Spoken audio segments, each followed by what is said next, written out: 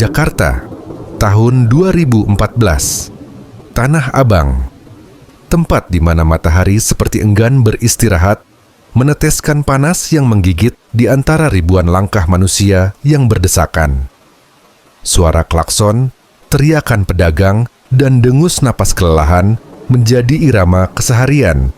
Di balik hiruk-pikuk itu, di antara lorong sempit yang dipenuhi karung dan troli, berdirilah seorang lelaki sederhana bernama Sutrisno. Mas Sutrisno, begitu orang pasar memanggilnya. Tubuhnya kurus, kulitnya legam terbakar matahari, matanya teduh, tapi dalam sorotnya tersimpan sesuatu yang berat, yang tak semua orang mampu menafsirkan. Ia bukan siapa-siapa, hanya kuli panggul di pasar itu. Setiap hari ia memanggul beras, gula, dan pakaian grosiran. Berpindah dari satu kios ke kios lain, tanpa pernah menolak, tanpa pernah protes. Ia perantau dari Bantul, Yogyakarta. Jauh meninggalkan kampungnya, istrinya, dan dua anak kecil yang setiap malam menunggu suara ayahnya di telepon usang. Ia datang ke Jakarta bukan untuk mencari masalah, bukan pula untuk mencari kebanggaan. Tujuannya hanya satu, menafkahi keluarga di kampung yang kesulitan mencari uang, bahkan hanya untuk membeli beras dan jajan anak seharga Rp2.000. Setiap sore, setelah kerja, Sutrisno duduk di belakang pasar, di atas tumpukan karung bekas, menatap langit yang mulai memerah. Ia akan menelpon istrinya.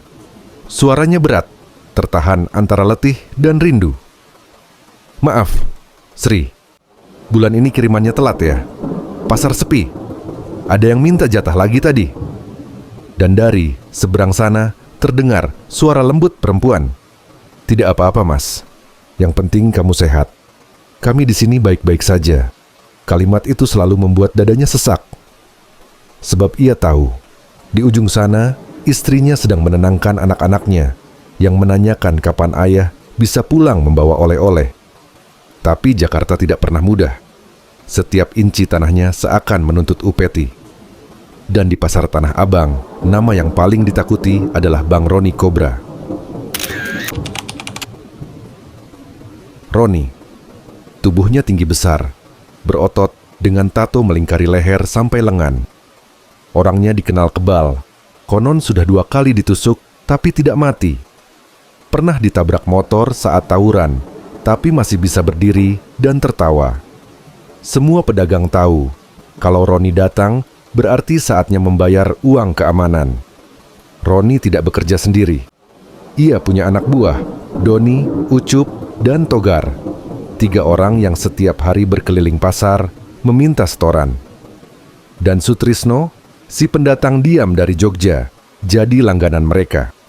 Setiap kali para preman itu datang, Sutrisno menunduk, memberikan uang yang ia sisihkan dari keringatnya. Kadang 20.000 ia sembunyikan di bawah batu dekat tempatnya bekerja, agar tidak semuanya disikat habis. Ia tidak pernah melawan, bukan karena takut, tapi karena ia tahu, jika ia melawan, hidupnya bisa berakhir di hari itu juga. Dan kalau ia mati, siapa yang akan mengirim uang untuk anak dan istrinya? Setiap kali wajahnya dipukul, setiap kali dadanya digampar, ia hanya menunduk. Ia elus dadanya, ia tahan marahnya. Ia tahu kemarahan hanya akan membuatnya kehilangan segalanya. Tapi hari-hari itu makin berat.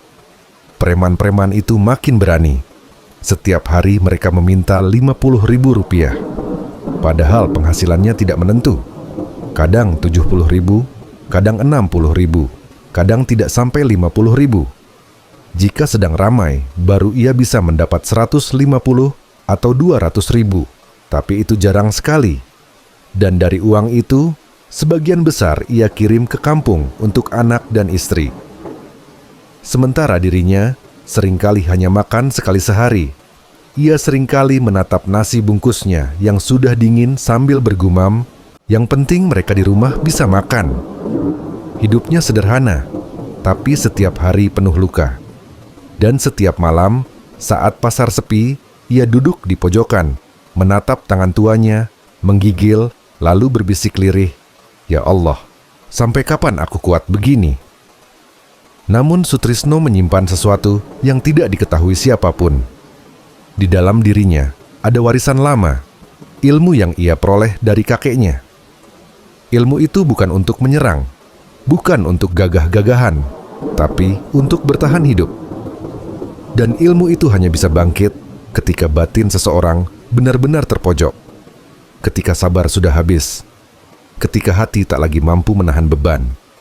Hari itu pun tiba. Sore yang panas, pasar ramai, Roni datang sendiri. Langkahnya berat, wajahnya merah, matanya penuh amarah.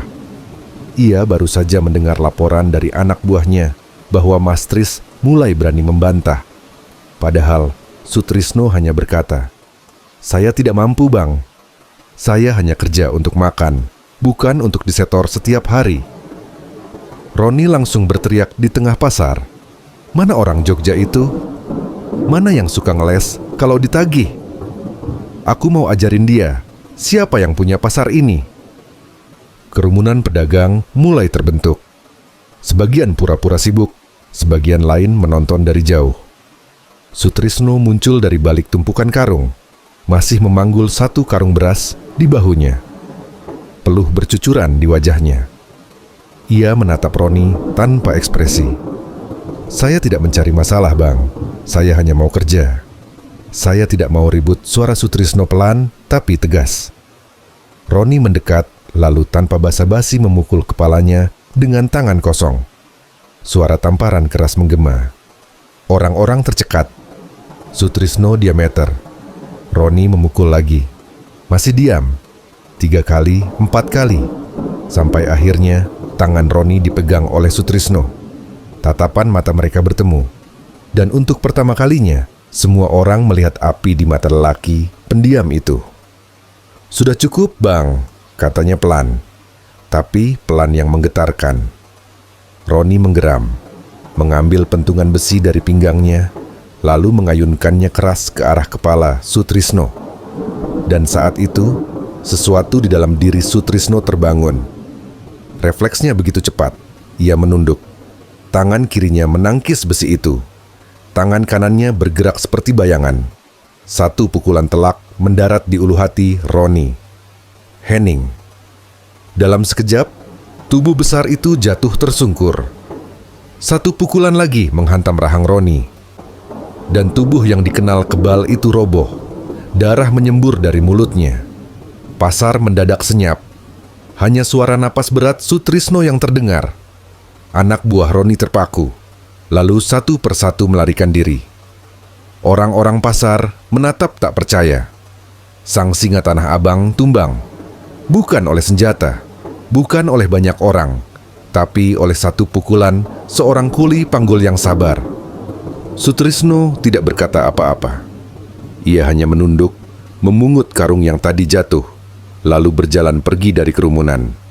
Langkahnya pelan, tenang, tapi setiap langkahnya meninggalkan jejak yang berat, jejak seorang lelaki yang terlalu lama menahan penderitaan. Setelah hari itu, Roni Cobra tidak pernah terlihat lagi di Tanah Abang. Ada yang bilang ia jatuh sakit dan meninggal. Ada yang bilang ia pergi karena malu.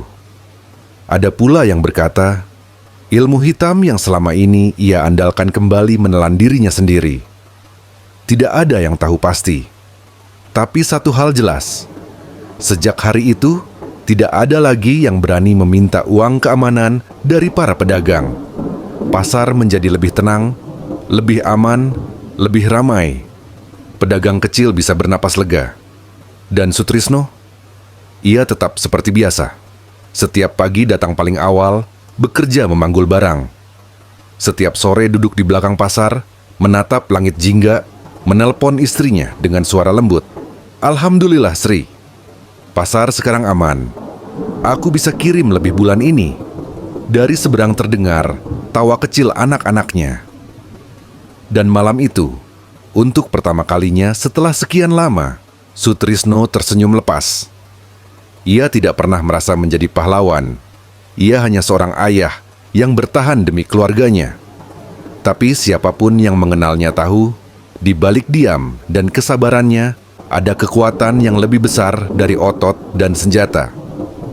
Kekuatan dari hati yang tulus, dari tekad yang tak pernah padam, dari cinta yang membuatnya terus berdiri di tengah kerasnya kehidupan. Tanah Abang menyimpan banyak kisah. Namun kisah tentang tumbangnya singa beserta ilmu hitamnya akan selalu dikenang. Bukan karena kekerasannya, tapi karena pelajaran di dalamnya. Bahwa kadang yang paling kuat bukanlah mereka yang berani menantang, melainkan mereka yang paling lama menahan. Mereka yang sabarnya lebih keras dari besi, yang diamnya menyimpan badai. Dan ketika batasnya tersentuh, alam pun tahu, saat itulah keadilan bekerja dengan caranya sendiri. Begitulah kisah Mas Sutrisno, si pendatang dari Bantul, yang sabarnya menjatuhkan singa Tanah Abang. Dan setelah itu, Jakarta pun belajar satu hal penting. Jangan pernah remehkan orang yang hanya menunduk, karena bisa jadi di balik kesederhanaannya tersimpan kekuatan yang bahkan ilmu hitam pun tak sanggup menandingi.